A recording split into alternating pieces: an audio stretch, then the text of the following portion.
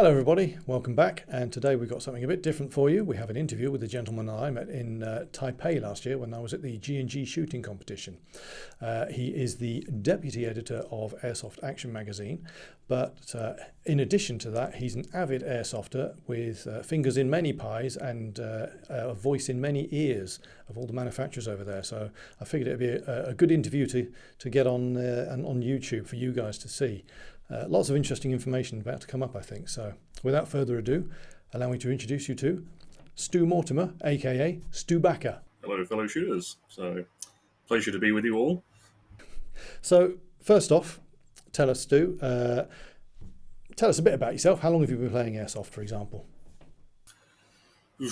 19 years this October. So, I started in my third year of university, or about 2005, at Nottingham-Trent. There was a university team, and I found out about it and got involved. I'd already been collecting sort of BB guns for quite a while before then. And then obviously started skirmishing actively and been doing that ever since. Right, okay. So, what prompted you to move out to Taiwan? I've been traveling in Asia quite a lot already. A lot of my friends at university were from China, Japan, Taiwan, all over the place. So I'd sort of gone out to China a lot, looking to teach there, maybe get out of the UK for a bit. It probably took me about 10 years, really, to get around to actually moving. So getting everything in place and then just packing and going.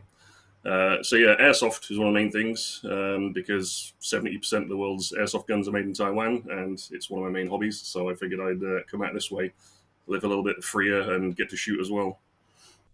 Right, okay. Was it, had you got yourself set up with somewhere to live pretty much straight away, or were you bunking with friends, or? With the job, I actually came out here on a visit. I went to a friend's wedding in Hong Kong, and then I came to Taiwan to visit just to sort of make sure that I was happy because I'd never been here before. I traveled around mainland China quite a few times, but I wanted to kind of compare the two and see some friends here. And then I had the job interview while I was here as well, so they were kind of happy to see me in person, rather than getting fresh off a plane and starting the job. I'd already been in the country and proven that I was kind of adept at getting around. So yeah, I came in with a contract ready and then basically got set up from day one pretty much. Wow, okay. And what is it you teach? Just English at sort of cram schools, so that's the kind of the day job. And obviously now that I've been here long enough, I got permanent residency last year. So now I work a little bit less and I balance it more with Airsoft. So Sunday, Monday, Tuesday, I get my own time to do my own thing, which is usually shooting, writing about shooting, testing guns, dealing with packages. And then the rest of the week is teaching. So, right, okay, excellent. Do you, just out of curiosity, do you have a favoured play style of Airsoft?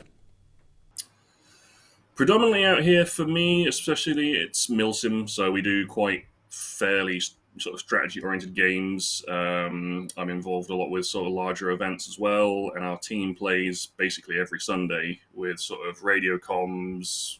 A lot of our guys have serving or ex-military experience either locally or overseas. A lot of foreigners on our team. So we play pretty Milsim style games. There is Speed QB, which I dabbled in when it first sort of arrived here, but I just kind of my team kind of went more to that way originally, and I kind of sort of joined this other team to be more Milsim oriented. Obviously IPSC as well. I've been in that for about 4 or 5 years now, so if that counts, I guess it's still a style of Airsoft. Yeah, So yeah, absolutely. IPSC and Milsim are the two main focuses of me here. Right, okay. It's interesting you say Speedsoft. That was going to be one of my little tag-on questions. Is it a thing over there? Because the only place I see it generally is coming in, a lot in the States in terms of competitive Speedsoft. Yeah, it caused a lot of the same issues when it first came here in terms of like clash of styles. And obviously, a lot of the Milsim players were up in arms about it. It's like putting the two things against each other doesn't help. So I know the guy that started it here originally. He's one of my good friends, and he's sort of taken it under his wing and moved it into its own thing. And like they have their own specified sites to play it at, and their own culture and teams and things. So it's very much separate from everything else, which allows it to be its own thing and not get in the way of the more established styles here. So I think that's a good thing, really. Right, okie dokie. Plus, if I remember rightly from conversations we had when I was over there, your knees probably aren't up to the Speedsoft thing either. Yes, I was not the most athletic. My marksmanship was pretty good, but though, especially the Filipinos, they tend to just they're small guys. They just leap over things and roll. Yeah, it's just not my style. In terms of popularity, I mean, obviously working in the business, everyone I see come into the shop is an avid Airsoft fan, and it feels like Airsoft is quite big in the UK. But then if you speak to normal members of the public, so to speak, there's still a lot of people. Airsoft? What's Airsoft? Is it the same in Taiwan, or does everyone have a knowledge of? To an extent, I mean, obviously, a lot of the guys that play it here are kind of reliving their national service or kind of getting their kind of gun fix from that kind of thing. Certainly in the news, like with the UK, there's a lot of bad press about the guns and sort of kids getting hold of them and gangsters and that kind of thing. But it seems there's a bigger push, like with the event I was at this weekend and a few weeks ago as well. There's more public outreach and kind of acceptance of it. In Taiwan in general, if you're not directly causing people a problem, you won't really have an issue. I mean, we do stuff here that you just couldn't do in the UK. So, I mean, we play on abandoned sites, and if you don't get kicked off by the police and you don't cause a problem for other people, it's fine, basically. So, right. I mean, yeah, I see hundreds of abandoned mill buildings around Yorkshire here, and I often look at them and think, "Oh, that'd be a good airsoft site. Oh, that'd be a good airsoft site." But they'll never be used as an airsoft site. Yeah. No, that's it. Because I mean, you have to have third-party insurance and police awareness and fees, and it's very. I mean, I phrase it as it's the Wild West out east out here. So it's very, especially in the north. There's maybe one paying site left in the north now. Down south, there are more indoor, paying, organised, properly run sites. But in the north, it's basically just go find somebody to go play and don't cause a problem about it. So. Oh wow! Okay. So that's. I mean, that kind of sort of leads us into the next question about the legal sensitivity of it in Taiwan. Obviously, over in the UK, it's harder here to get an airsoft gun than it is an air rifle, for example. Is it a similar kind of heavily legalized? Not particularly. I mean, there have been sort of motions in the government recently, but because of the pretty substantial business end of things here, there's a lot of manufacturing and sales, things like that. There's a much bigger kind of influence in terms of the industry upon local policy. So they're kind of working with the authorities. I wrote an article about this April. We went and dealt with the government directly, basically, to try and deal with some of these legal issues and misconceptions in the media. So things are improving, and there are more kind of guardrails in place against overreach and things like that. So it's improving here. I think public image is going up, and a lot of people, especially the competition styles, IDPA has massively ballooned here, especially after Ukraine. Lots of people just want to get hands on guns or something similar to them and get some sort of competency and skill at arms. So competition shooting's getting pretty big. So, yeah. Does the I hesitate to bring politics into it, but does the imminent, not so imminent threat from overseas come into play? That's definitely a factor, and something I've been involved in, sort of giving people firearms training, sort of unofficially as such, in terms of people that don't want to pay through the nose, or they want to do it in English, or they just kind of want a more friendly and less kind of militarized environment. Yeah. So I've been helping out with some friends that do that. A lot of people do, and just as a normal life skill as well. I think everyone should have the opportunity and ability to shoot if they want to. It's just down to legal kind of side of things and access to such things. Is there a big real steel presence over there? I mean, obviously, again, likening to America, almost everyone's got a gun over there. The firearms restrictions are pretty similar to Japan or UK. It's not impossible. It's probably tighter than the UK, actually. It's not impossible, but it's very, very difficult. And they kind of stopped issuing firearm certificates, or the equivalent of, quite a while ago. They didn't grandfather them because the government are quite concerned about uprisings, things like that, I guess. You can easily fire shotguns, like the UK. You can do 2-2 rimfire. I did that. There's one place down south where we did an IPSC competition, and then we went and did some live fire at the same day because it just happened to be there. So there is some opportunity, but it's extremely limited. It's mostly just police and military training that you can actually fire live rounds. So, yeah. Bringing it back round to airsoft, is there a favoured type of replica? I mean, even regionally in the UK, you find a certain manufacturer does better in, say, north of England than it does in the south, or something like that. Is there a favourite type or favourite brand?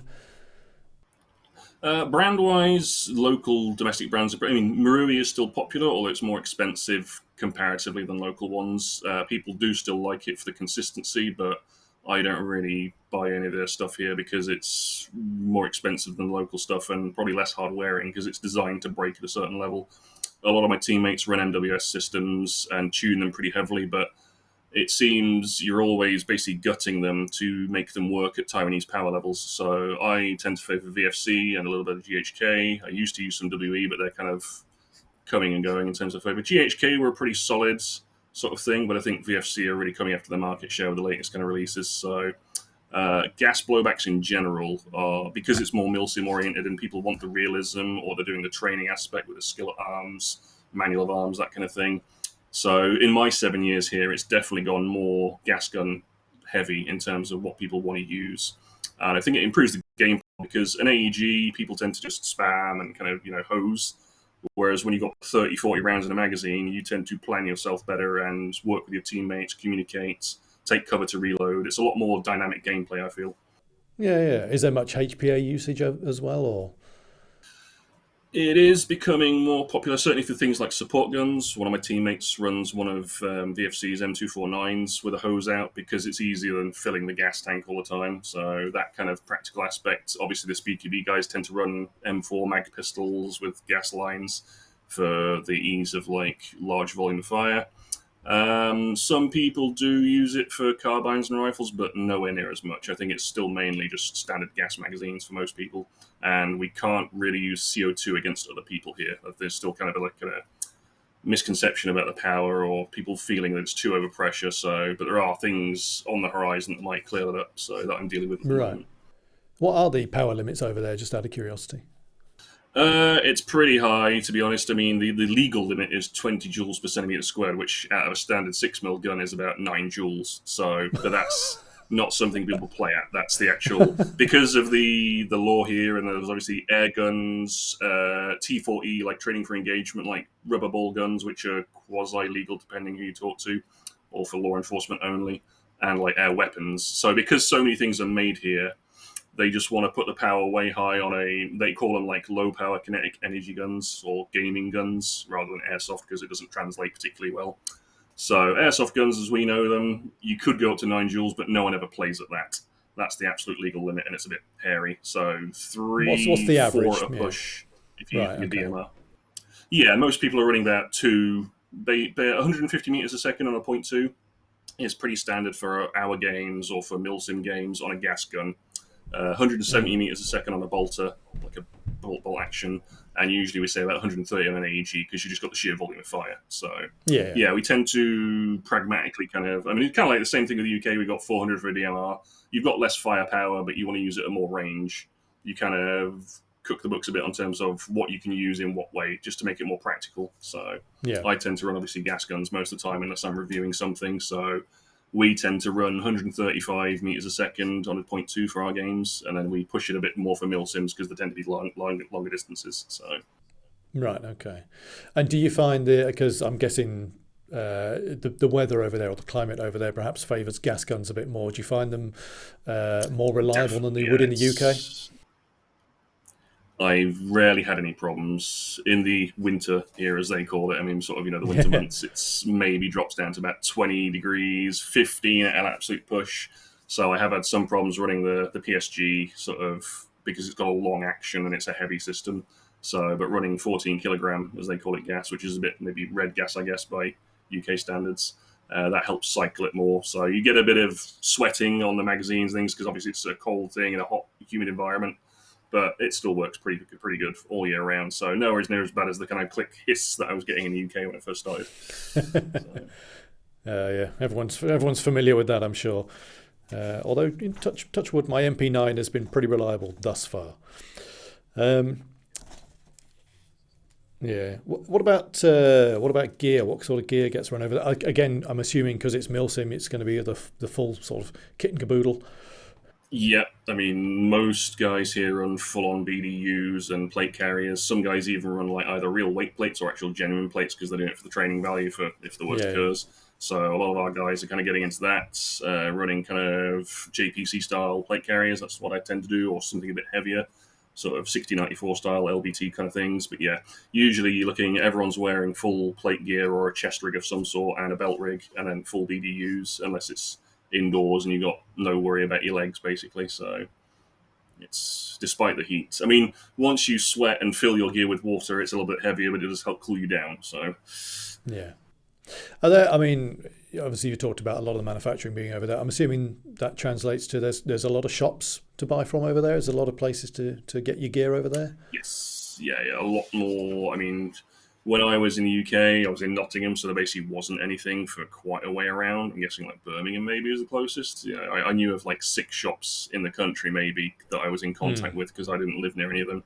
Here, there's like 6 shops within the same strip basically that I can go and use. I have a map of Taiwan, and I think I've got up to about 90-something shops and about 50 manufacturers on my map. So, yeah, Right, the density is much higher. The opportunities are there. It's like, it's nice. KIC are the guys that I go to most often because they have a nice big, kind of like this, basically, gun wall selection and good guys that give you good advice. So Yeah. Although, again, from when I was there and you took us around a couple of places, I mean, there was that one shop that was a guy who specialised in IPSC pistols and shared the space with his wife, I think, who did hairdressing or as a something. hairdresser, yeah. Yeah. Is Yeah, that the nature of most of them? Are they all kind of small operations? Or? Certainly, kind of. I mean, Clarence is kind of similar now that he's moved here. You know, sort of lone gunsmith kind of thing, churning out parts. You know, it's not always enough to kind of make a whole living off. So you kind of, you know, do something else. So yeah, that guy. There's a few gunsmiths here that basically tailor mainly to the IPSC crowd. So it's kind of one-off, high-value items that are very customized, and they usually tend to have a small workshop. One of the guys used to run the IPSC training area that we went to, so he does workshop in the back to make guns, and then he rented out the space at the front to actually train in. So, but he's kind of wound that down a bit now and gone into other stuff. So it's a bit of a mishmash. You've got massive retailer manufacturers that have huge factories, and then you've got single guys with a little tool shed. And you mentioned Clarence Lai there, and have you known Clarence a long time?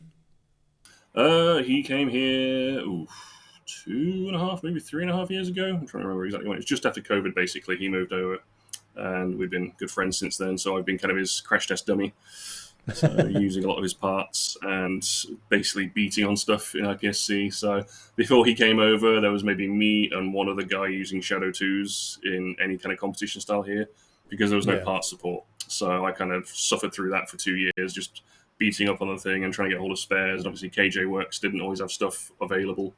But then he kind of came over and he's been focusing on the Shadow more because in Hong Kong he did a lot of 1911 high kappa Glock kind of things. When he came here, he decided to sort of take a new direction. So it's mostly Shadow and custom bits for rifles or things like that now. So yeah, it's been good to get to know him and try a lot of his stuff out. Yeah, well, good, like you say, because as soon as you say IPSC, everyone thinks high kappas, and it's nice that someone's doing something a little bit different. I think I saw in some of your posts isn't he working on the P10C as well now? Is that right?